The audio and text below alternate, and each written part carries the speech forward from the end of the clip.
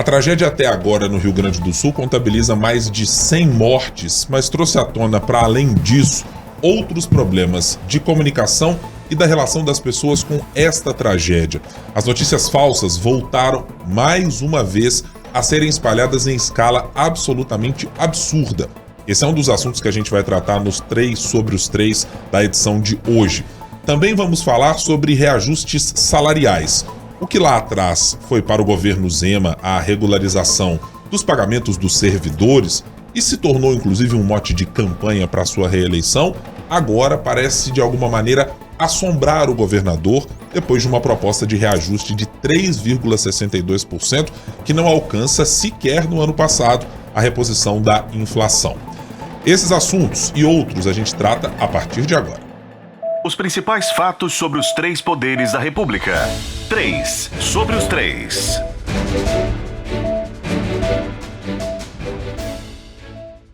Olá, tudo bem? Eu sou Guilherme Ibrahim, você está em mais uma edição do podcast 3 sobre os 3. Semanalmente são 3 comentaristas da Sempre Editora que estão analisando de alguma maneira como a política perpassa os 3 poderes da República: o Executivo, o Legislativo e o Judiciário.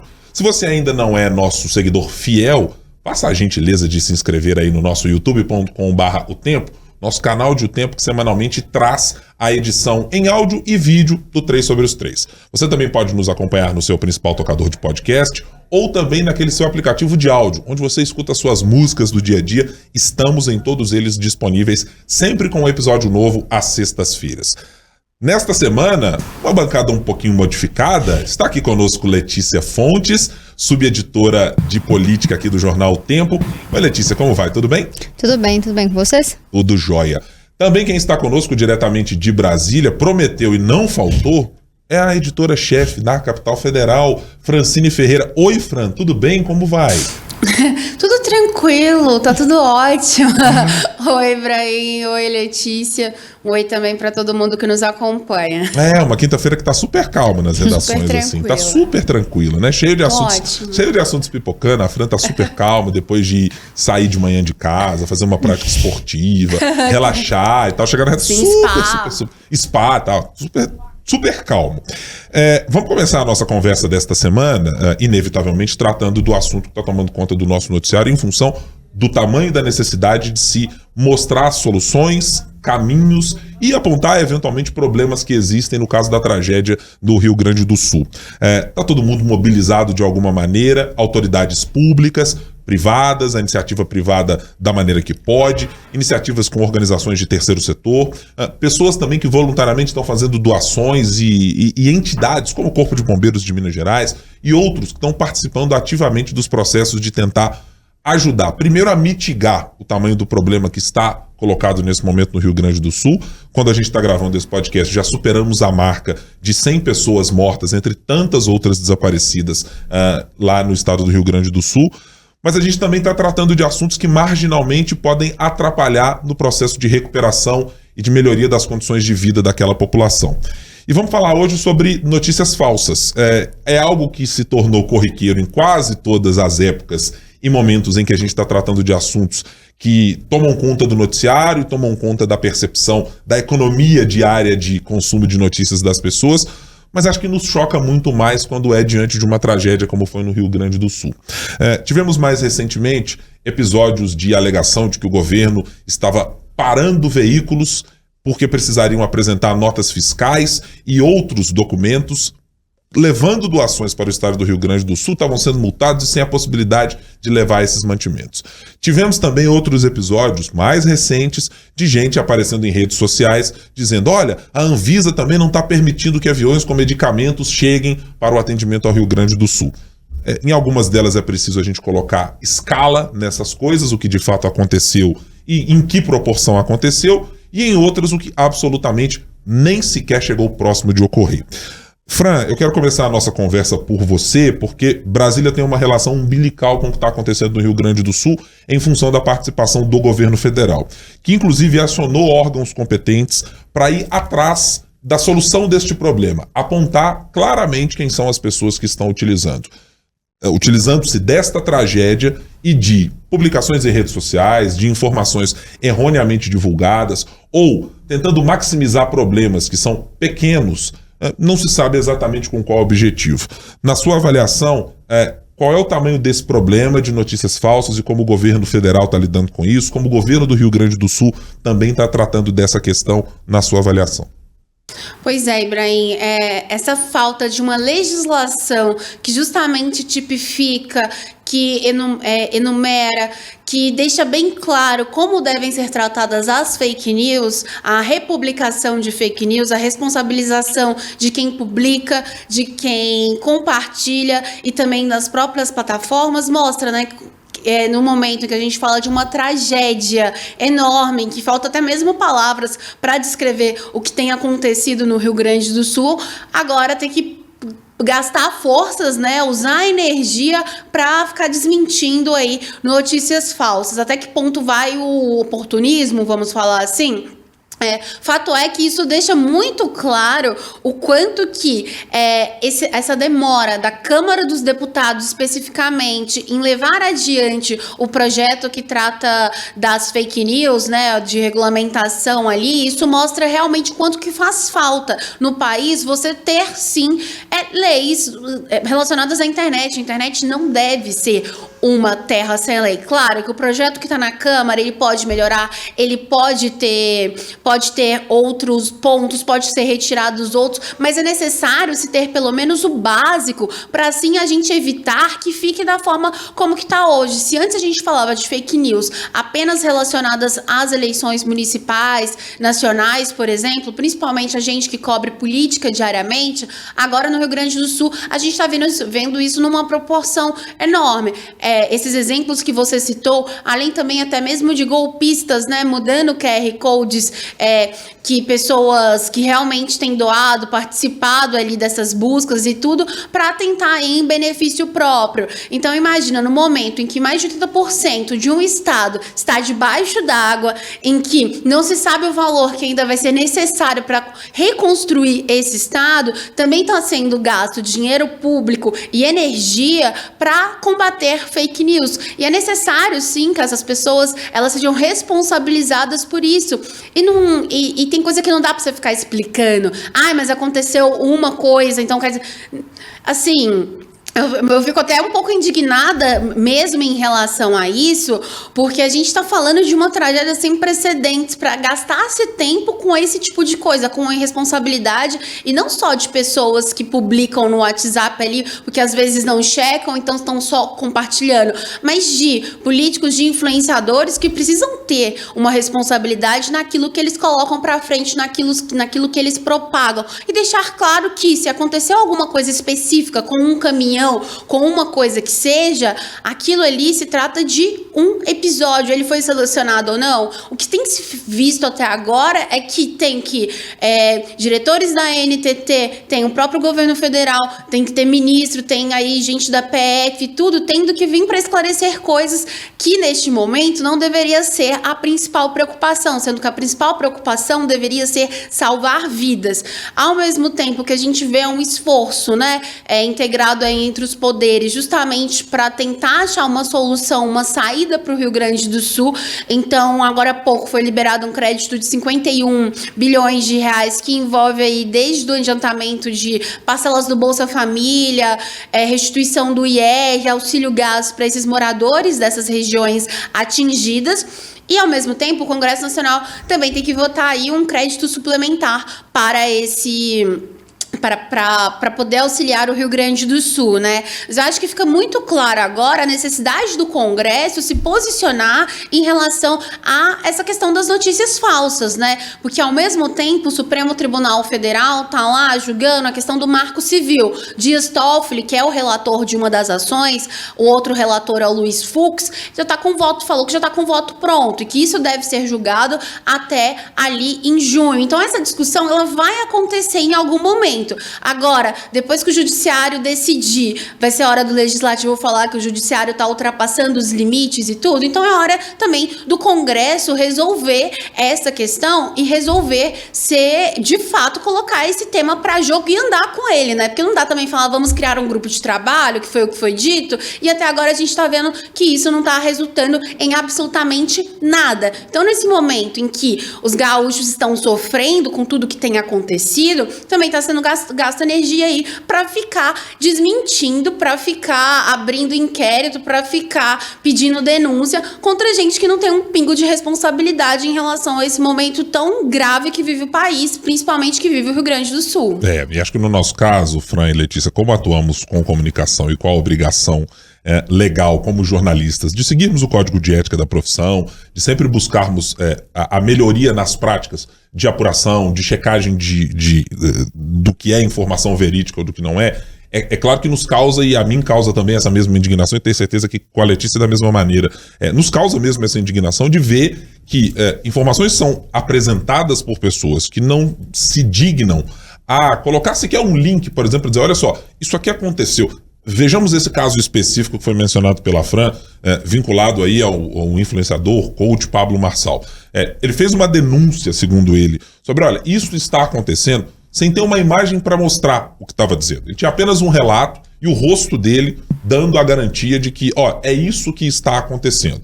No dia seguinte, depois de um senador da República mineiro apresentar a mesma questão, é que uma reportagem é colocada para mostrar às pessoas que aquilo supostamente era a verdade que estava sendo dito. Quer dizer, primeiro você lança, né, aos leões a informação e depois você vai procurar uma maneira de sair justificando e de dizer se ela é verdadeira ou não. Neste caso específico, a ANTT já reconheceu que sim, aconteceram inspeções que foram feitas em caminhões que estavam com doações. O número final apresentado pela ANTT foram de 6 veículos, mas é completamente diferente de dizer que havia naquele momento uma grande mobilização de todo o Estado, de todos os órgãos do governo federal e da Agência Nacional de Transporte Terrestre, para que todos os caminhões que passassem não chegassem ao seu destino final. Mesmo estes mencionados na denúncia hipoteticamente feita pelos influenciadores, pelo senador Cleitinho e por outros integrantes do Congresso Nacional, mesmo nessa denúncia, os caminhões chegaram ao seu destino final, né? Nós tivemos ainda que lidar com outro processo dessa natureza, dizendo que, olha, tinha uma empresa que mostrou uma imagem que caminhões dessa empresa estavam no município de Torres, em Santa Catarina, com dificuldades também para chegar. A empresa declarou numa nota oficial que tudo o que aconteceu fez, no final das contas, com que os veículos fossem parar naquela localidade. Então, criar um alarmismo que é absolutamente desnecessário para um momento como esse, parece ser a pedra de toque. Isso tem, claro, muito a ver com a maneira como as redes sociais estão operando e como muitas dessas pessoas que estão utilizando as redes sociais neste momento para fazer esse tipo de alegação conseguem lucrar com isso. Seja do ponto de vista de engajamento, seja de visibilidade. Não sei se financeiramente também estão lucrando com isso, mas fica também muito... lucra. Né? Também, né, Fran? Acho que assim... A visibilidade, esse engajamento, isso abre muitas portas, né? Eu tô muito indignada hoje. Não, mas faz bem estar, Fran, neste caso, porque acho que é um momento absolutamente sensível. Então, eu fui buscar informações a respeito da quantidade de notícias falsas, de coisas que foram colocadas, só para ter uma ideia. Eu tô aqui me fiando na agência Lupa, que faz um trabalho de checagem também, assim como nós fazemos no dia a dia, mas que, em geral, compila quantas dessas fake news foram colocadas ao ar. Só para ter uma ideia do que tratamos até agora durante essa tragédia. Disseram que o Exército enviou apenas 3 helicópteros para resgatar as vítimas das enchentes no Rio Grande do Sul. Não é verdade. Que um caminhão com doações do Rio Grande do Sul foi barrado em Torres por excesso de peso e que outros também estavam na mesma condição. Não é verdadeiro. Que o governo Lula patrocinou um show da Madonna e deixou de enviar recursos para a tragédia no Rio Grande do Sul. Também não é verdadeiro. Que o governo gaúcho, o governo de Eduardo Leite, do PSDB, estava fiscalizando a documentação de jet skis e barcos que atuavam em resgates e, portanto, impedindo que as pessoas da iniciativa privada fizessem ajuda. Também não é verdadeiro. É falso também que a empresa de Elon Musk, a Starlink, era a única rede de internet disponível para ajudar as pessoas no Rio Grande do Sul. Não. Um anúncio foi feito hoje por Elon Musk, nesta quinta-feira, quando gravamos, de que enviará para o estado do Rio Grande do Sul uma ajuda para que seja minimamente restabelecido a comunicação, utilizando o sistema da empresa. Enquanto isso, as outras operadoras do país, TIM, Claro, Oi, Vivo, todas elas também já apresentaram planos de não cobrar as pessoas que estão naquele momento, de abrir as suas redes de internet para tentar ajudar. Ou seja, é um alarmismo criado em torno de fatos que me parece ter um evidente objetivo de fazer uma necrose da política brasileira. É dizer, nenhum órgão público funciona para nada. Ninguém presta nenhum serviço bom. Tudo que está sendo feito muitas vezes é só iniciativa privada. É preciso louvar todos os dias as ações que a iniciativa privada tem tomado na ajuda aos cidadãos do Rio Grande do Sul. E tem feito muito. O Grupo Sada está fazendo, as empresas todas do país que têm condições estão fazendo de alguma maneira. Pode ser a doação de Pix, pode ser por envio de mantimentos, pode ser levando os seus profissionais para atuar nesses estados. Sim, a iniciativa privada está fazendo muito, mas política pública de atendimento a essas pessoas tem que ser feita de maneira coordenada. É com as defesas civis dos municípios, é com os prefeitos das cidades, é com o governador do estado, é com o ministro da pasta competente, é com o presidente da República, é com o secretariado do Rio Grande do Sul. Mesmo a iniciativa privada, que tem muita capacidade, que tem muita inteligência nesse país para fazer as coisas funcionar, deve atuar de maneira conjunta. E o que essas pessoas, esses influencers e etc. estão fazendo é algo que beira, me parece assim, vil, é triste, é trágico de imaginar que as pessoas estão usando desse tipo de artifício para criar um alarmismo que não existe. Se, repito, o episódio, por exemplo, da NTT ter olhado para os veículos e disse, olha só, aqui tem um sobrepeso, tem uma cobrança de nota fiscal. A própria NTT reconheceu, isto não é o padrão, e atualizou as suas normas. E acho que mais do que isso, o momento de crise não serve exatamente para a gente dizer que as regras vão ser todas completamente usurpadas e que agora não tem regra para nada. Não, gente, olha só, trafegar caminhões, por exemplo, com sobrepeso, acarretam no potencial risco para as rodovias, para pessoas que podem estar saindo dos estados. Então também não dá para achar que virou terra de ninguém. Então não dá para levar medicamentos para todo e qualquer lugar imaginando que está tudo bem. Não, gente, as regras continuam vigentes. Você as flexibiliza, você tenta torná-las mais ágeis, você tem decretos tanto do Congresso, do governo federal, de todo mundo, para agilizar as coisas. Não é simplesmente para colocar o Estado democrático de direito, as regras dos estados, o regramento jurídico que prevê que se sigam normas simplesmente por espaço. Não, a gente precisa ainda ter algum nível de organização para as coisas fluírem e para minimamente algo que possa ser eventualmente danoso às pessoas, tem que ter alguém fiscalizando, tem que ter alguém colocando a mão e destinando para uma localidade que mais precisa. Do contrário, a gente pode incorrer no risco de dizer, tudo bem, Porto Alegre precisa mais do que Canelas, Porto Alegre precisa mais do que Canoas. Não, quem tem a noção disso, muitas vezes é o poder público, que sabe exatamente por informações, por conexões, o quanto isso precisa saber. Então, acho que tanto o governo federal quanto o governador Eduardo Leite têm feito um papel que me parece muito a contento das necessidades, do ponto de vista, inclusive, de transparência, com erros e com acertos de ambas as partes. Evidentemente, nem tudo que vai ser feito no momento de crise é para ser elogiado e para bater palma. Mas mesmo nesses momentos a gente precisa reconhecer, se uma falha aconteceu e ela precisa ser minimizada rapidamente, é isso que precisa acontecer. E não transformar aquilo numa terceira guerra mundial, como se estivéssemos num momento de maior crise do que já estamos. Com o sofrimento das pessoas. Polarização política, né? Desculpa, Ibrahim. Também. Isso acaba virando, né?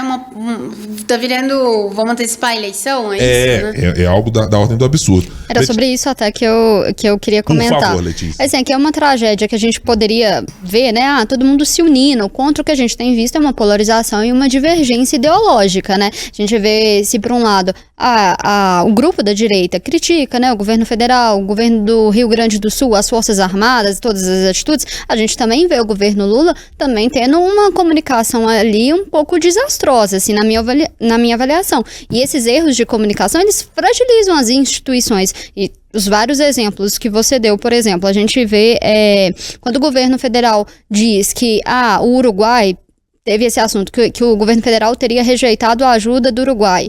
E ele fala, não, é fake news. Não, depois a gente viu que realmente rejeitou, mas rejeitou por uma questão operacional, que não tinha como os aviões chegarem. Talvez a forma como comunicou, em vez de falar, não, é fake news, explica o que é. Eu acho que tudo isso reforça uma polarização, a questões dos caminhões. Não, realmente, alguns caminhões foram parados, mas Por quê? Foi por uma questão, tem alimentos, tem medicamentos que estão vencidos, precisam ter realmente um certo controle, em vez de falar o porquê que isso está acontecendo. Não, é fake news. Eu acho que a comunicação do governo, ela está um pouco nesse sentido, ela gera uma questão de desconfiança das pessoas nas instituições, reforça isso e acaba virando uma guerra de narrativas, assim, de ambos os lados. E também uma outra questão que a gente vê nisso é deputados. A gente tem visto também pessoas aproveitando, especularizando essa questão também para poder se aproveitar. Deputados do país inteiro indo para lá. Temos deputados, parlamentares de Minas indo para lá. Tem até deputados que, em vez de ajudar, na verdade, estão tendo que ser resgatados lá, né? A gente teve isso, um parlamentar aqui mineiro, que aconteceu isso com ele. E eu acho que aí tem uma questão que me incomoda bastante nesses casos, aí é do ponto de vista de nós como cidadãos, né? Eu acho que muitas vezes quando a gente presta atenção em algumas dessas pessoas e dá valor a elas maior do que elas têm para tratar de determinados assuntos, isso me preocupa um pouco, né? Nada contra o trabalho de coach, de motivador, eventualmente na sua igreja, etc., de Pablo Marçal. Ele tem todo o direito legítimo de ser uma sumidade, para quem o considera dessa maneira, dentro do seu escopo, dentro da localidade em que ele é expert ou coisa dessa natureza. Nada contra, por exemplo, o médico Vitor Sorrentino, estou mencionando porque esse é um desses que fez nas suas redes sociais, tem mais de 1 milhão de seguidores, dizendo que a Anvisa estava barrando tudo que chegava, que tinha uma dificuldade, que a burocracia era gigantesca, que as regras precisavam ser flexibilizadas, porque tinha 1 tonelada de medicamentos parados.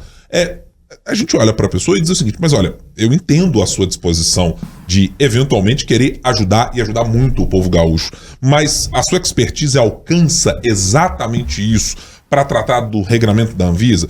E aí eu acho que eu tenho que olhar muitas vezes porque essas pessoas fizeram na esfera pública até então, né?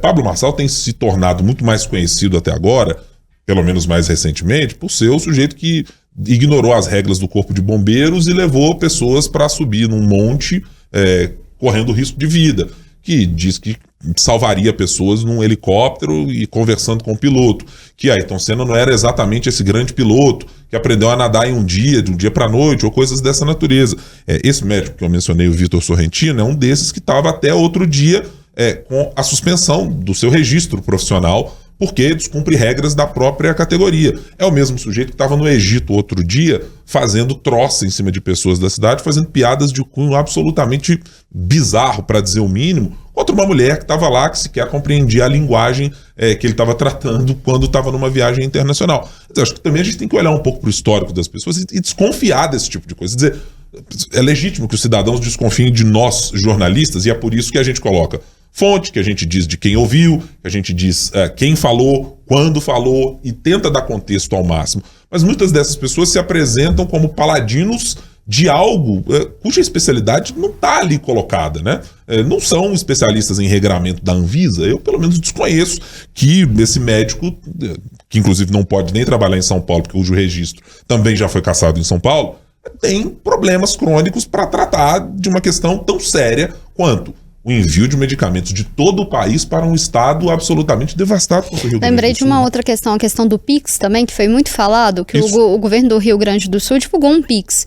Só que ele não, a comunicação que eu acredito que foi errada, divulgou um Pix. Só que era um Pix de uma instituição privada. E ok, é normal em tragédias serem para instituições privadas. Mas por que não foi comunicado que era para uma instituição privada? Aí gera toda uma desconfiança, que as pessoas já desconfiam das instituições públicas. Acho que o que a gente está vendo é uma guerra de narrativas, uma polarização que está acabando deixando em segundo plano uma ajuda humanitária, que é uma tragédia que está acontecendo. E depois foi esclarecido, precisou ser esclarecido numa entrevista a um veículo de comunicação nacional, as jornalistas Marcela Lorenzetti e Cássia Godoy, explicando, olha, não, o governador Eduardo Leite diz, vai ser para uma entidade privada, porque a gente considera que desta maneira, no processo de reconstrução, as coisas serão mais ágeis do que a gente ter um recurso que é carimbado para fazer isso ou aquilo. Então, assim, explicar isso para o cidadão torna as coisas mais palatáveis, né? Mas me parece que para algumas dessas pessoas que eu mencionei, que a Letícia citou, que a Fran citou também, isso pouco importa. Mas talvez para os grupos políticos também, eu acho que essa polarização, alguns fazem questão de marcar, e aí é uma questão de bom senso, falta bom senso, sendo que é uma tragédia que as pessoas estão aproveitando para polarizar e virar uma questão política, né? Ano de eleição também. E curioso, né? Porque a gente que muitas das vezes por ofício faz críticas aqui à condição política de muitas das coisas, eu vi episódios que eu acho absolutamente republicanos, democráticos e maravilhosos, que é ter o governador do Rio Grande do Sul falando com o presidente da República, ter o governador de Minas conversando também com o governador Eduardo Leite prestando ajuda, ver membros da Copasa saindo de Minas Gerais para ajudar na tragédia, ver mobilizações como a gente está registrando de bombeiros e de entidades que estão se mobilizando, conversando com os governos, de matizes ideológicos diferentes, de pessoas que pensam como o Estado brasileiro funciona diferente, mas não é para pensar o Estado brasileiro diferente agora. Ele agora precisa funcionar, ele agora precisa atuar. Fran e Letícia, vamos passar aqui para o nosso segundo tema, nesta gravação aqui do 3 sobre os 3, porque temos aqui um assunto local bastante importante e acho que de muito peso para o passado e para o futuro do governador Romeu Zema, que é remuneração dos seus servidores. O governo apresentou nas últimas semanas uma proposta de reajuste de 3,62%, que não cobre a inflação do ano anterior, que é acima de 4 pontos percentuais, de 4,60 e algo mais ou menos. E aí instaurou-se uma espécie de crise que já vinha no campo da segurança pública por uma promessa anterior feita ao pelo governador Romeu Zema às categorias, mas que também parece ter sido acoplada pelos demais servidores que disseram, mas espera aí, governador, mas nem sequer a reposição do ano anterior da inflação? E o governador diz claramente, não temos condições de fazer isso com o caixa atual que o governo tem.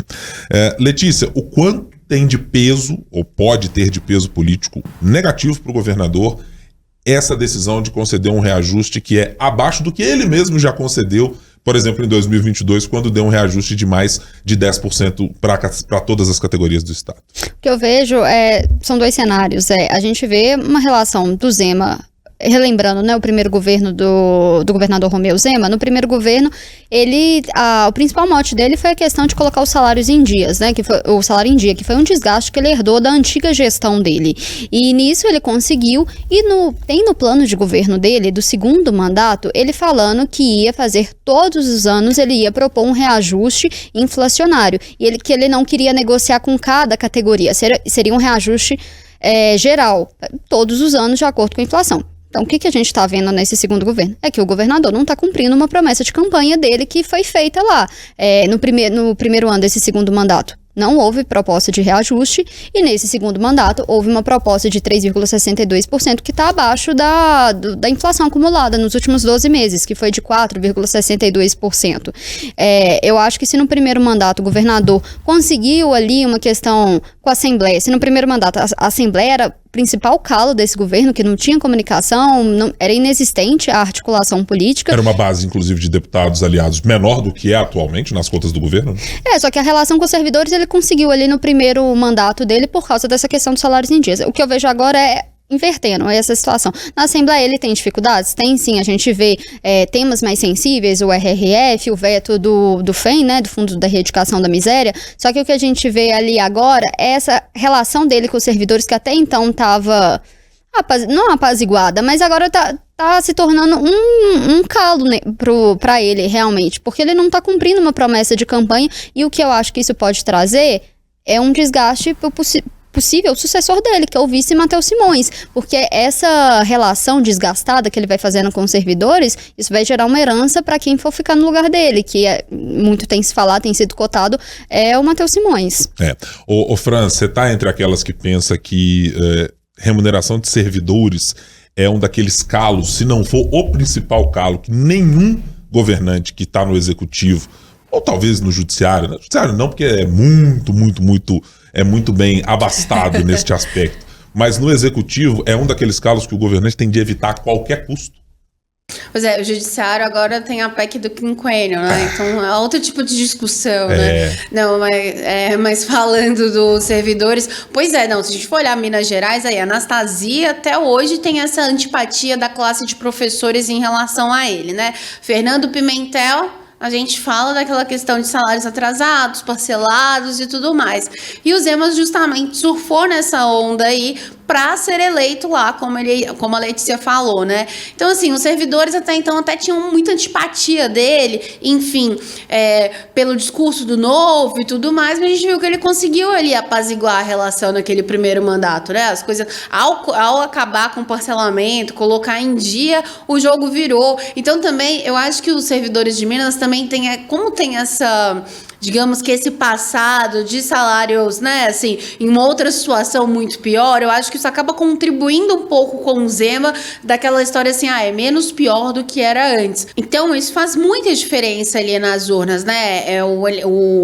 O tamanho do funcionalismo público de Minas é uma coisa a se considerar muito. Então, assim, o Zema conseguiu ali naquele primeiro momento conversar melhor e tudo. Agora que ele tá melhorando com a Assembleia, consequentemente, isso também respalda ali. Mas um ponto que a Letícia falou que eu acho que é muito importante de ser ressaltado é essa questão aí do que vai ficar de herança para o possível sucessor dele, né? Então esse é o momento em que, se for ficar ruim, tem que ficar ruim ainda esse ano, para poder melhorar no próximo e no outro, porque senão vai sobrar aí, digamos que uma herança maldita, que por mais que se mude o personagem, quando a gente tá falando de padrinho político, principalmente em Minas Gerais, né, isso conta em muito. Uma outra questão, claro, não sei se você concorda comigo, eu acho que o governador ainda tá, como a Fran falou, pegando um bônus do que ele fez no primeiro mandato. Porque a gente tem visto, assim, essas manifestações contra esse reajuste, mas o que eu, pelo menos, tenho percebido é que a gente vê os sindicatos, a oposição, uma crítica muito ferrenha ali nas redes sociais, mas a gente ainda não vê uma ameaça de greve realmente forte. Então, talvez esteja se escorando nesse passado do Zema. Antes era muito pior e tal, mas até quando que isso vai ficar? Porque, como falei, o Zema não está cumprindo uma promessa de campanha dele, que ele falou, estava no plano de governo dele, que era reajustar anualmente, de acordo com o índice inflacionário, o salário dos servidores. E eu vou acoplar uma coisa aí nessa sua lembrança da promessa feita pelo governador. É que é também uma promessa feita por ele, bom, é com a voz dele, é com os secretários dele, é com a mesma gestão dele, que foi prometido, por exemplo, à segurança pública uma recomposição de 41,6%. E ela foi cumprida em apenas uma das 3 parcelas que foram previstas. Então, não dá para dizer que o governador tenha recebido no colo uma crise. Ele pegou a criança, embalou, colocou o cachecol, a mantinha, deu a mamadeira e depois simplesmente falou assim, a mamadeira é só de 200 ml, não tem mamadeira de meio litro não. Vamos tirar aqui porque isso não vai ser cumprido.